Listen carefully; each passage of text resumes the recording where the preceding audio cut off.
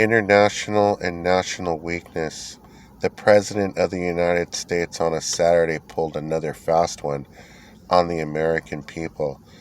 During the week, Jordan, the nation adjacent to Syria, has trying to normalize relations with Assad, and Assad has been pretty much destroying and killing civilians at least 700,000 or 800,000 children, women, and there's been no outcry from the administration or Democratic caucus during 11 years of the Syria campaign, while Iran has taken over areas of Syria.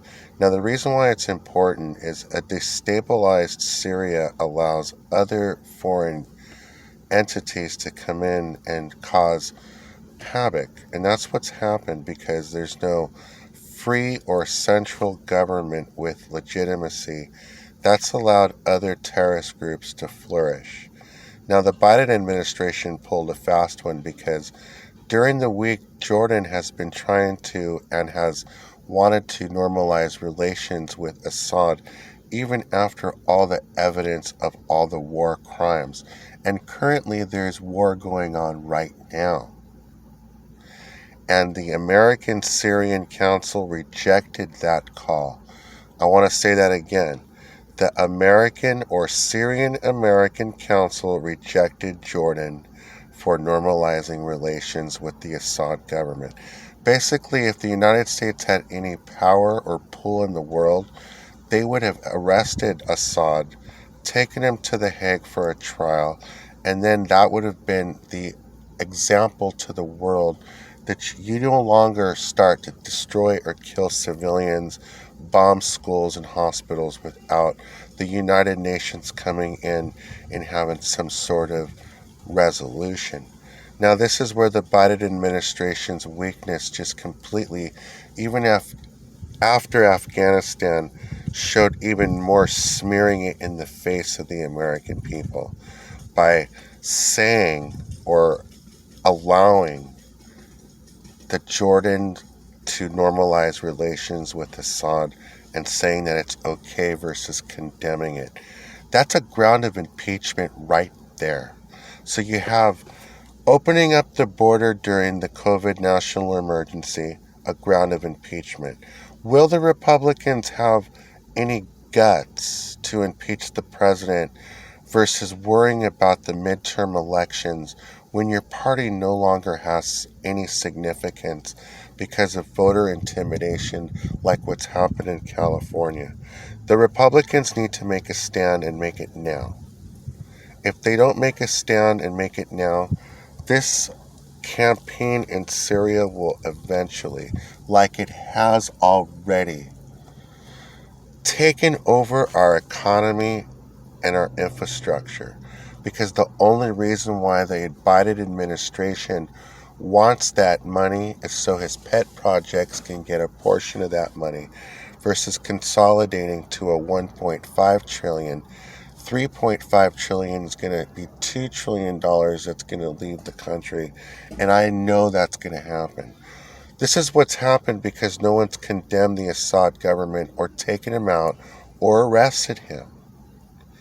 They've allowed their war versus everyone and everything to go on their borders, and now it's versus the United States of America, including the campaign of the media blitz not talking about the actual war crimes, the COVID emergency, the way it's been handled during the Biden administration, the way the media outcried over the Iranian general getting taken out when the Iranian general was contributing to war crimes in the Syria campaign when Donald Trump ordered that strike. It just shows that the agencies within our own country either haven't been able to provide the correct reports for our military and Congress to make the right decision. And I also want to remind the three branches of government are equal branches of government. But Congress has the war powers. What that means is the president wants to allow Jordan to normalize relations with the Assad government, and no one's doing anything about it, Congress has the ability to set a resolution and declare war on Syria and the Assad government. Whether the president likes it or not, it's up to him to execute it. Congress has the ability for war powers according to the Constitution.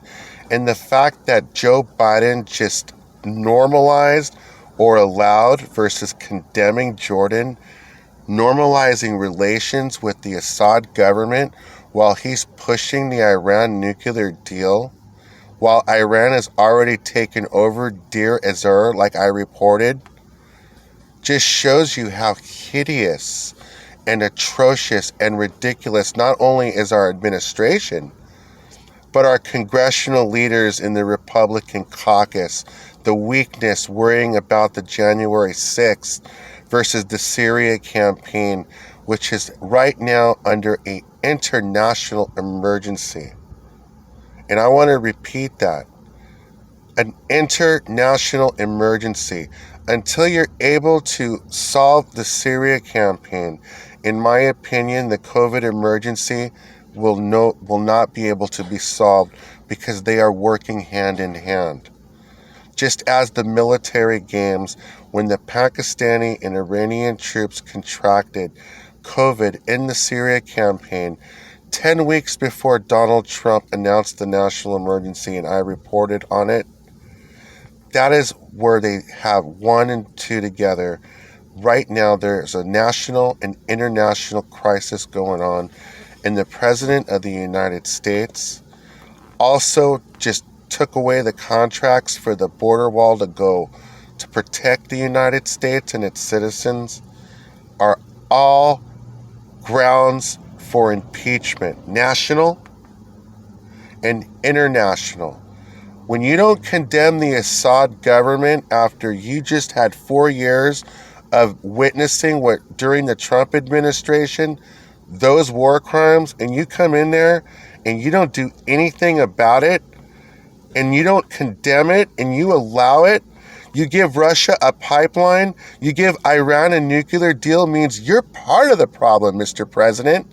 And I demand that the Congress impeaches the president over this international blunder.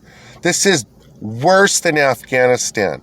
The fact I reported and asked the news group to report that Afghan forces were taking over Iranian forces in Deir ez-Zor in Syria, I wanted to know if those Afghan forces were Taliban Afghan forces or Afghan forces that were supposed to be protecting Kabul.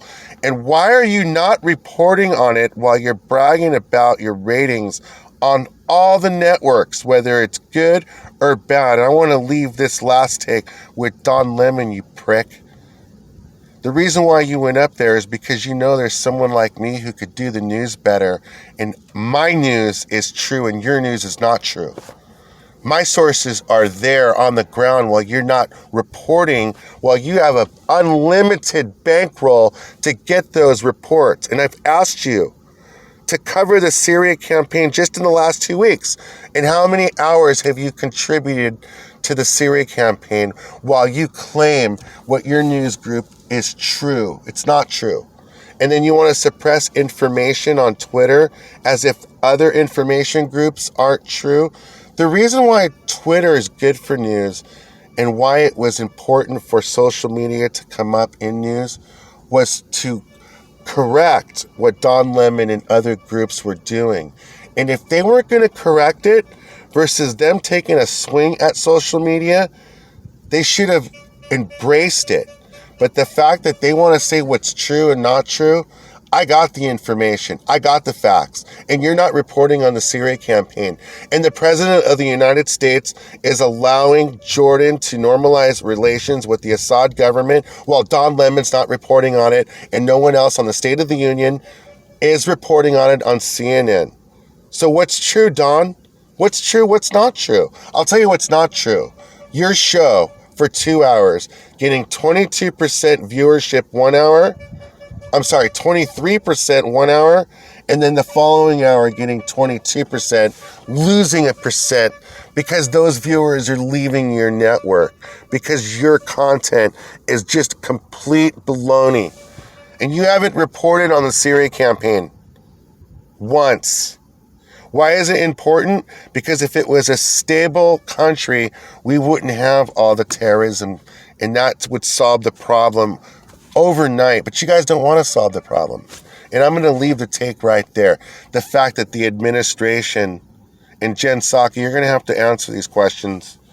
Is the administration either condemning the Assad government, or are they going to allow Jordan to normalize relations with the Assad government? Because if the administration is, then he's really not the president of the United States. Someone else is. Because any president with a half a brain that had any respect for his own country and dignity for freedom and his own people would not sit there and lie and make these poor decisions over and over and over and just smear it in our face. Where is the UN resolution condemning the bombing of schools and hospitals by Russia warplanes in the Syria campaign? Where the fuck is Don Lemon? Where's your reporting on any one of your team with unlimited resources to get down there? Trey's in Afghanistan under Taliban rule, but no one in CNN is in Syria under their rule getting reports. Why? Because they don't want to give you reports, and the government won't allow you to give reports. So no one's going inside there to give reports. That's the issue here. Don Lemon is fake news. CNN is propaganda fake news. And you do not have the right to go on talk shows and decide what is real, what is not real, what is true, what's not true, especially when you're the one that's being the most misinformation with all the tools and equipment that you have. CNN and Don Lemon is the most pitiful news group of all news of all time. And if you guys want to have your education paid for going to journalism, the school groups, Bernie Sanders, be my guest, because joining CNN, it doesn't matter, because you don't matter. Your education doesn't matter, because Don Lemon doesn't matter.